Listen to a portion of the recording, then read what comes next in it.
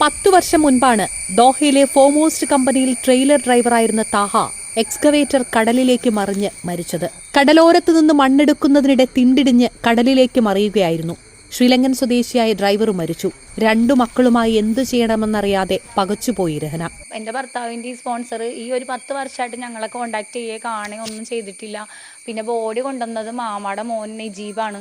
അപ്പം മാമാടെ മോനാണ് ഞങ്ങളോട് പറഞ്ഞ് കേസിനൊന്നും പോകാൻ നിൽക്കേണ്ട, JCBയുടെ ലൈസൻസ് ഇല്ലാത്തതുകൊണ്ട് ഒന്നും കിട്ടൂല, ഇനി പോകുന്ന നിർബന്ധമാണെങ്കിൽ വീട് കയറി വെട്ടു എന്നൊക്കെ ഭീഷണിയായിരുന്നു. ഭർത്താവിന്റെ വീട്ടുകാരുടെ നിർബന്ധത്തിന് വഴങ്ങി വീണ്ടും വിവാഹം കഴിച്ചു. ഈ ബന്ധത്തിൽ 2 പെൺകുഞ്ഞുങ്ങളുമുണ്ടായി. ആദ്യ ഭർത്താവ് മരിച്ചതിന്റെ നഷ്ടപരിഹാര തുകയിൽ കണ്ണുണ്ടായിരുന്ന രണ്ടാം ഭർത്താവ് അത് കിട്ടില്ലെന്നറിഞ്ഞ് ഉപേക്ഷിച്ചുപോയി. വളരെ കഷ്ടം തന്നെ. എല്ലാവർക്കും പണമാണ് ആവശ്യം.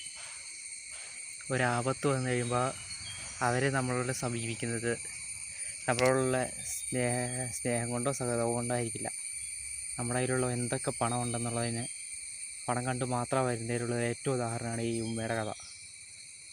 ആ നഷ്ടപരിഹാരമൊന്നും അയാൾക്ക് കിട്ടിയില്ല. ഒരു കേസ് കൊടുക്കാൻ ബന്ധുക്കളോട്ട് സമ്മതിക്കണമില്ല. അയാൾക്ക് ആശ്രയമായ ഒരു ഇടയെ കണ്ടുപിടിച്ച് അയാൾക്ക് ആദ്യ ഭർത്താവിൻ്റെ പണത്തിലായിരുന്നു കണ്ട്. എല്ലായിടത്തും പണമാണ്, കഷ്ടം. ഇന്നത്തെ കാലത്ത് ഒരുത്തരെയും വിശ്വസിക്കാൻ പറ്റില്ല, ആരും കൂടെ കാണില്ല. തീർച്ചയായിട്ടും ഈ ഗവൺമെൻറ്റിനോട് എന്തെങ്കിലും മുഖ്യമന്ത്രി ആരെങ്കിലും നേരിട്ട് ഇടപെട്ട് അവർക്ക് ആ നഷ്ടപരിഹാരമെങ്കിലും വാങ്ങിക്കൊടുക്കും. അല്ലെങ്കിൽ എവിടെയെങ്കിലും ഒരു സുരക്ഷിതമായൊരു സൗകര്യമോ ആ അമ്മയ്ക്ക് എന്തെങ്കിലും ഒരു ജോലിയോ ആരെങ്കിലും അതിൽ മേടിച്ചു കൊടുക്കുക. അത്രയേ ഇതിനകത്ത് പറയാനുള്ളൂ.